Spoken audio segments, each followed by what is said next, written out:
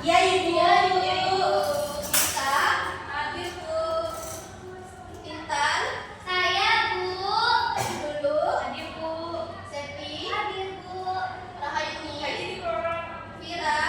Hadir Ibu. Oke, hadir semua ya. Nah, anak-anak Ibu, sebelum kita mulai pada pembelajaran hari ini, supaya kita lebih semangat lagi, Ibu ada satu lagu nih. Mau nggak kita nyanyi sama-sama? Mau. Kenapa Intan? Capek Bu. Ini nyanyinya Boleh di tempat kan Bu? ya boleh di tempat, tapi sambil berdiri ya. Oke Ibu. Biar kita lebih semangat lagi. Lagu apa Bu? Oh, ini lagi nanti Ibu ya Bu. Ya, ini lagu bikinan Ibu sendiri. Namaku ada 4. Berdiri dulu ya. Isinya ngatur kita. Itu lagunya Lulu. Ini contohin dulu gak sih Bu? Biar kita tahu. Aku tahu. Nanti salah itu kita iramanya. Iya. Boleh diam dulu. Boleh. Ini ada iramanya juga ya. Kita bisa ikut sama-sama. Dengar semuanya? Saya Oh, buka. boleh. Fungsinya mengatur kita. Agama dan hukum, kesopanan susila. Bila norma dilanggar, hidup bisa berantakan. Maka mari taati demi damai dan aman. Normaku ada 4, fungsinya mengatur kita. Agama dan hukum, kesopanan susila. Bila norma dilanggar, hidup bisa berantakan. Maka mari taati demi damai dan aman. Boleh dulu, boleh makan hidup ya. Terima kasih. Ini satu dornya di kuping aku loh. Makanya aku keras-keras juga. Intan belajar. Bisa dimulai semuanya? Bisa Bu. Nah, anak-anak, berdasarkan lagu yang sudah kita nyanyikan tadi, kira-kira ada yang tahu nggak apa sih materi kita hari ini? Tentang norma Bu. Iya, benar banget ya. Materi kita hari ini yaitu tentang norma dalam kehidupan bermasyarakat. Nah, ada yang bisa bantu jawab apa sih norma itu? Ya, Aturan Bu. ya, satu yang bisa. Saya Bu. Oke, Intan. Aturan. Oke, betul sekali ya. Ada lagi?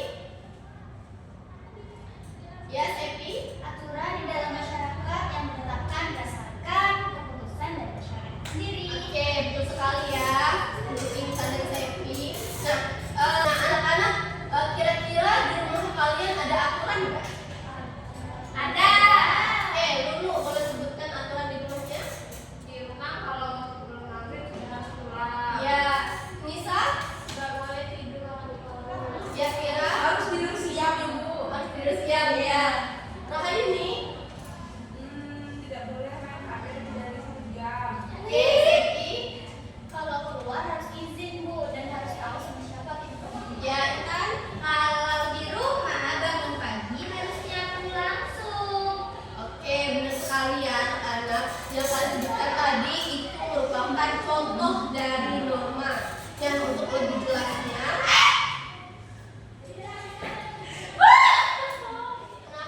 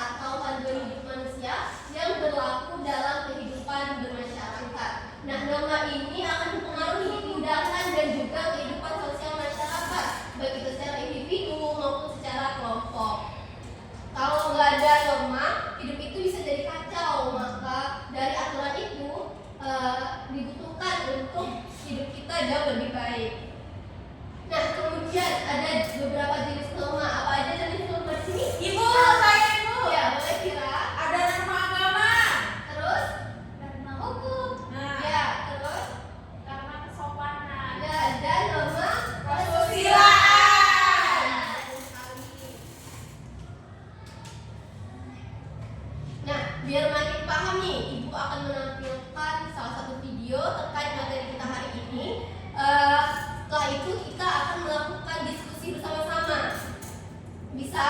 Bisa, Ibu. Oke, mau disimak ya videonya.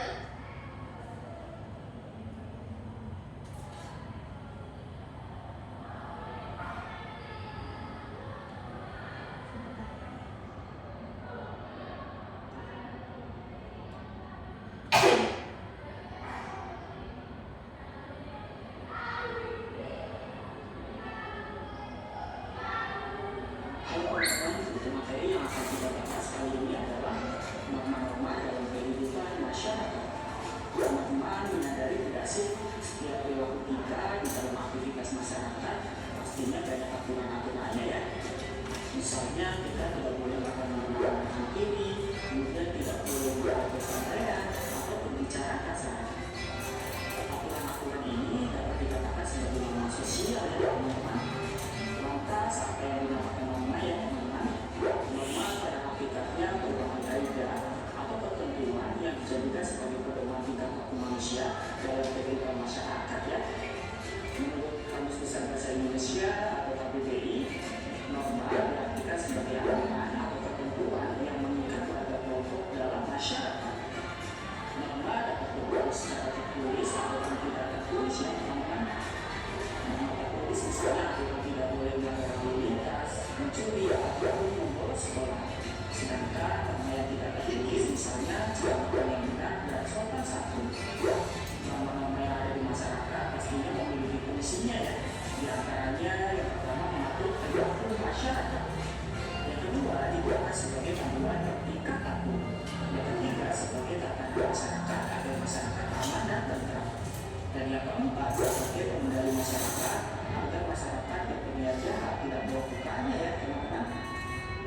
Norma sosial di masyarakat pastinya memiliki berbagai macam ya teman-teman, seperti norma agama, norma kesusilaan, norma kesopanan, dan norma hukum. Yang pertama adalah norma agama. Norma agama adalah sebuah peraturan hidup manusia yang ajarannya berasal dari wahyu Tuhan ya teman-teman, yang disampaikan kepada umat manusia melalui Rasulnya. Kehidupan beragama di Indonesia diatur di dalam sila pertama Pancasila ya teman-teman. Sedangkan Undang-Undang Dasar Republik Indonesia tahun 1945 terdapat di pasal 29 ayat 1 dan 2. Pasal tersebut menjelaskan bahwa negara Indonesia adalah negara yang mengakui adanya Tuhan dan negara memberikan jaminan kepada setiap penduduk untuk memeluk agama dan beribadah sesuai dengan keyakinan masing-masing ya teman-teman. Toleransi agama di Indonesia harus selalu diterapkan teman-teman. Tujuannya agar terjadi keharmonisan masyarakat sehingga masyarakat hidup damai dan tentram dalam menjalankan ibadahnya masing-masing ya teman-teman. Yang kedua adalah norma kesusilaan. Norma kesusilaan merupakan peraturan hidup yang bersumber dari surat hati nurani manusia teman-teman. Norma kesusilaan ada bersamaan dengan kelahiran atau keberadaan manusia itu sendiri teman-teman, tanpa melihat jenis kelamin dan suku bangsanya. Contoh perilaku sesuai dengan norma kesusilaan antara lain selalu berlaku jujur pada siapapun ya. Kemudian tidak sombong, tidak iri kepada siapapun juga ya teman-teman. Jika seseorang melanggar norma kesusilaan akan mendapat sanksi berupa perasaan bersalah dan menyesali ya teman-teman. Sanksi ini muncul di dalam diri sendiri teman-teman. Yang ketiga adalah norma kesopanan. Norma kesopanan merupakan norma yang berhubungan dengan pergaulan manusia dalam kehidupan sehari-hari ya. Norma kesopanan bersumber dari tata kehidupan atau budaya yang berupa kebiasaan-kebiasaan masyarakat dalam mengatur kehidupan kelompoknya.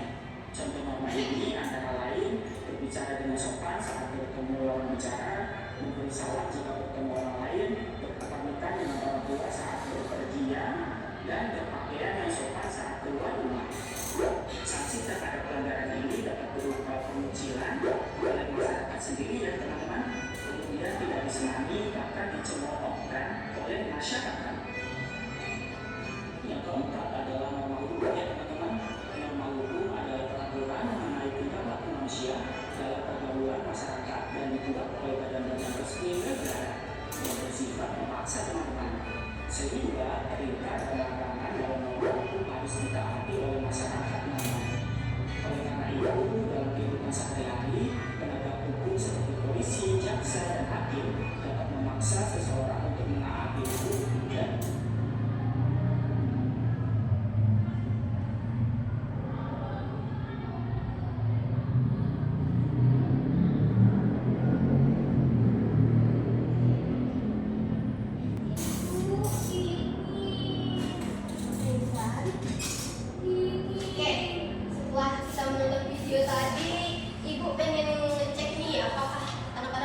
sudah paham apa yang sudah dijelaskan di video tadi. Nah, di sini Ibu punya satu kartu namanya telur berdebar.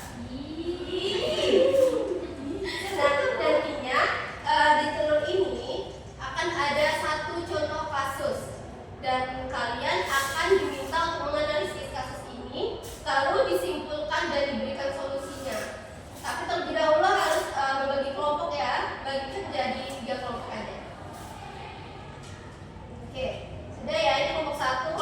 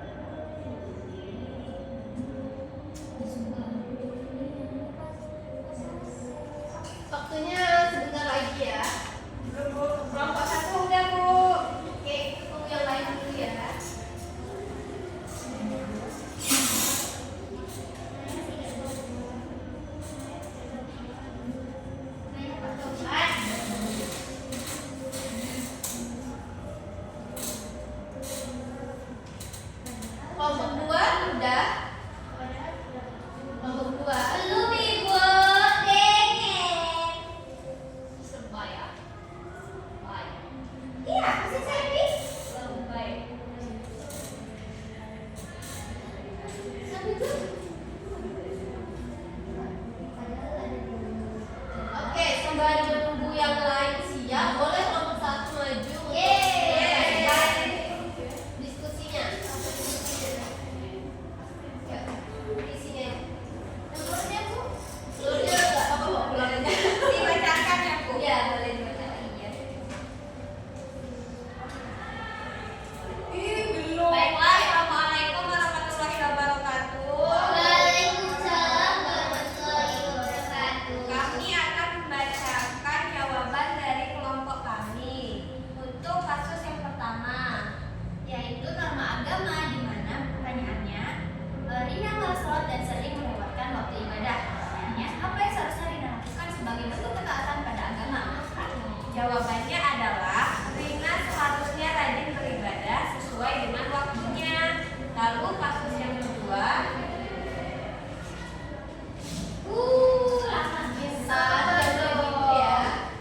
Kasus kedua yaitu norma hukum. Pertanyaannya, Rina mencuri pensil temannya saat pelajaran berlangsung. Apakah tidak melanggar hukum dan mengapa?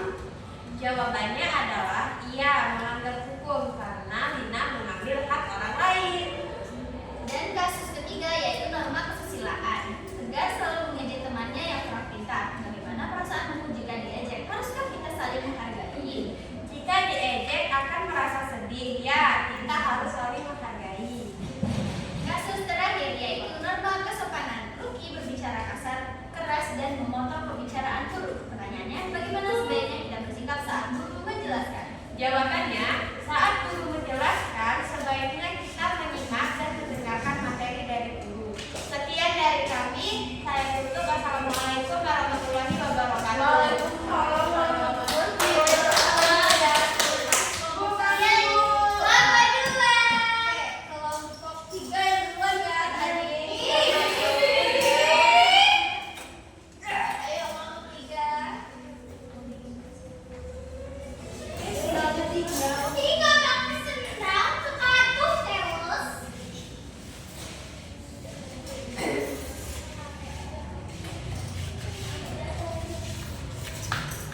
Ya, silakan kelompok 3 menyampaikan ya.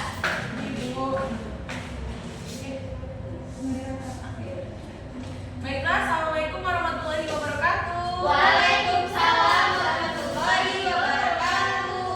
Perkenalkan kami dari kelompok 3, saya Vira. Saya Nisa. Nah, kami akan menjelaskan dari hasil diskusi kelompok kami mengenai telur berdebar tadi. Yaitu soalnya akan dibacakan oleh Nisa. Yang pertama, norma agama. Kasusnya Dito berdoa sebelum makan, tetapi temannya menertawakannya. Pertanyaannya, bagaimana sikap kita jika teman beribadah sesuai agamanya? Jawabannya seharusnya teman-teman Dito menghargai Dito yang sedang berdoa karena Dito sedang menaati aturan atau norma dalam agamanya. Nah, kasus nomor 2 yaitu norma hukum. Seorang remaja mengendarai motor tanpa SIM. Pertanyaannya, mengapa perlu mematuhi aturan lalu lintas meski masih pelajar? Nah, jawabannya karena aturan lalu lintas itu dibuat untuk demi keselamatan kita, jadi harus dia taati. Yang ketiga, norma kesusilaan. Kasusnya, Sasa pura-pura tidak melihat nenek yang jatuh di jalan. Pertanyaannya, apa yang seharusnya dilakukan Sasa? Nah, seharusnya Salsa membantu atau menolong nenek tersebut karena itu merupakan suatu norma kesusilaan. Nah, yang terakhir, norma kesopanan. Kasusnya, Gilang tidak mengucapkan salam saat masuk ke rumah temannya. Pertanyaannya, mengapa mengucapkan salam termasuk ke dalam norma kesopanan? Nah, karena salam itu merupakan bentuk dari sikap sopan. Oke, tepuk tangan dulu buat kelompok 3. Boleh ditutup dan kembali ke tempat. Oke, baiklah, itulah presentasi dari kelompok 3. Apabila ada kesalahan kami mohon maaf. Wassalamualaikum warahmatullahi wabarakatuh.